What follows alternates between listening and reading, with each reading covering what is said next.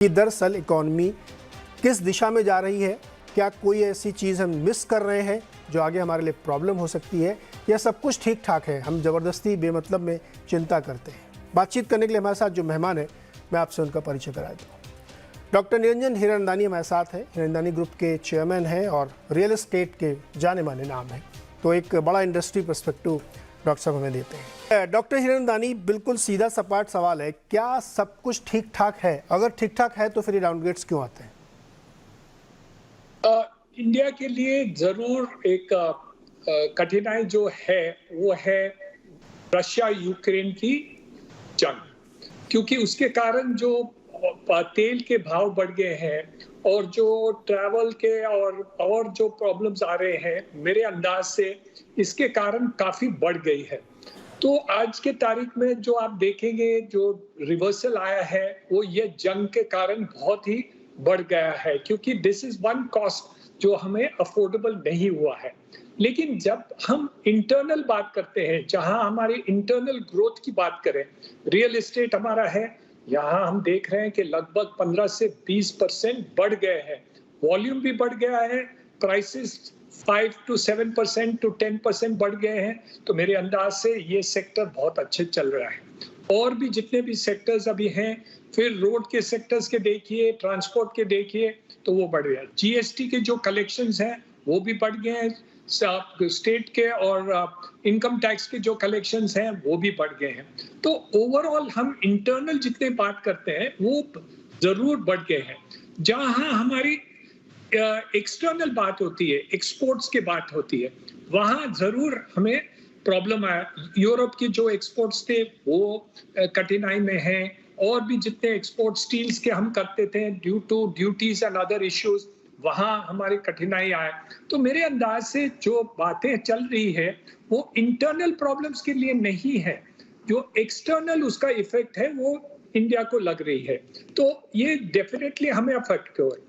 एक बात जो मैं आरबीआई और गवर्नमेंट को अग्री नहीं करता हूं कि जो हम इंटरेस्ट रेट्स जो बढ़ा रहे हैं अभी, वो काफी ज्यादा कर दिया है।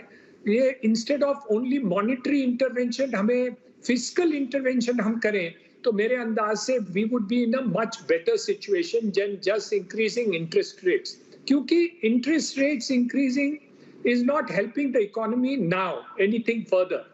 और मैं समझता हूँ कि केंद्र सरकार कुछ इंटरवेंशन करें, जैसे हमने तेल के बारे में उन्होंने किया था, एक्सपोर्ट्स में किया था, वहां हमारी इंटरवेंशन ज्यादा होनी चाहिए।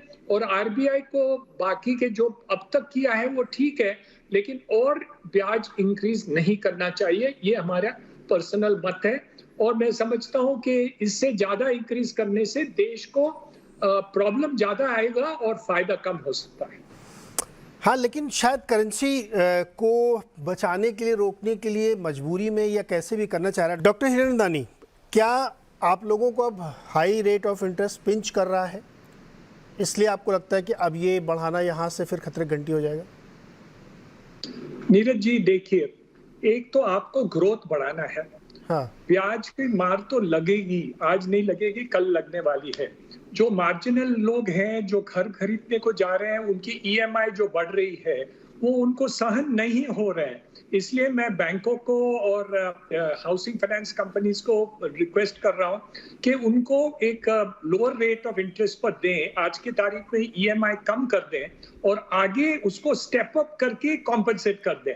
क्योंकि नॉर्मली जो हाउसिंग लोन है वो 15 साल 20 साल के लिए होती है, तो इसलिए वो पूरा ईएमआई जो पहले 2 साल में है वो सहन नहीं होते हैं। ये मार्जिनल जो लोग खरीदना चाहते हैं घर, उनको फर्क पड़ता है। जो बड़े घर खरीदते हैं उनको कोई फर्क नहीं पड़ता है, 2-3% आगे पीछे करें नीरज जी तो कोई अंतर नहीं है।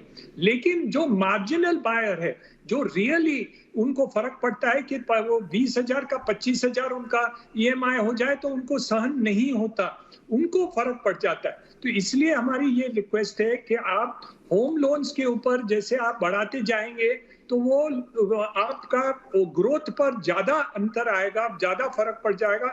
इसलिए हम ये रिक्वेस्ट कर रहे हैं, आरबीआई को रिक्वेस्ट कर रहे हैं कि जो आप इंटरेस्ट भी बढ़ा दें, लेकिन उसको ईएमआई जो है, जो अमाउंट्स हैं, उसको आज की तारीख में कम करके उसको फ्यूचर में बढ़ा दें तो वो लोग घर खरीदने में अंतर नहीं आएगा।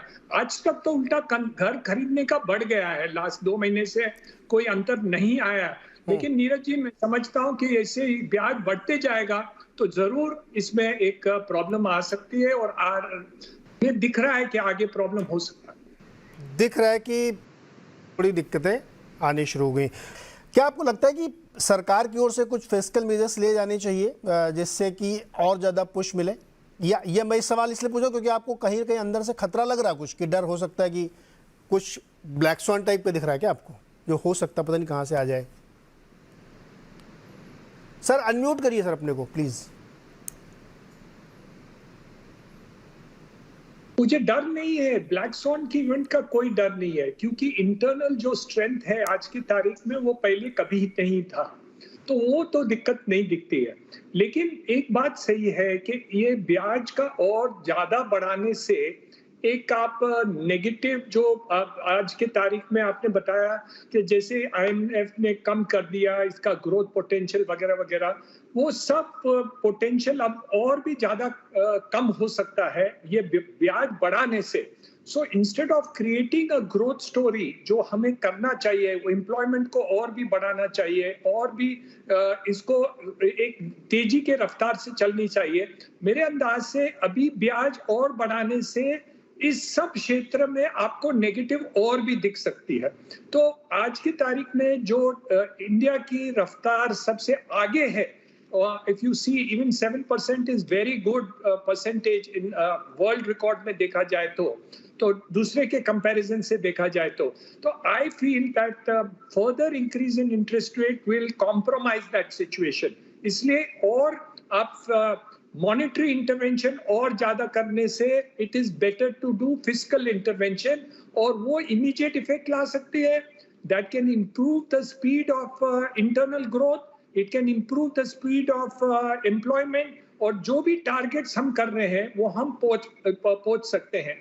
लेकिन जो अब तक किया था वो रिजर्व बैंक सही किया था, क्योंकि हमें फॉरेन एक्सचेंज वगैरह के लिए हमको एक बेस लाने की आवश्यकता थी।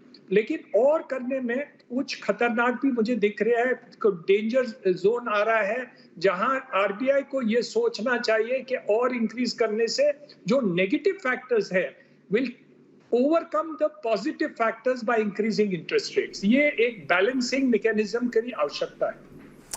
यस, ये एक बैलेंस बनाने की ज़रूरत है। और इस बार की क्रेडिट पॉलिसी की जो कमेंट्री आप लोगों ने सुनी होगी, मैंने भी सुनी, बहुत ज़्यादा उसमें आगे के लिए कोई चीज़ डायरेक्शन था नहीं। जैसे लगा था कि बस आज के लिए मैंने बोल दिया, कल देखेंगे कल क्या होगा, इस तरीके के सेंस वहाँ से मिल रहे थे, क्योंकि बहुत सारी चीज़ें आपस में कॉन्ट्राडिक्टरी भी थी उस पॉलिसी में जिस तरीके से असेसमेंट रखें। लेकिन बहरहाल चर्चा में हम लोगों ने काफ़ी पॉइंट्स को समझने की कोशिश की है। ऐसी चर्चा फिर किसी दिन करेंगे जब और नए पॉइंट्स लेके आएंगे। आज के लिए आप सभी मेहमानों का बहुत बहुत शुक्रिया, धन्यवाद।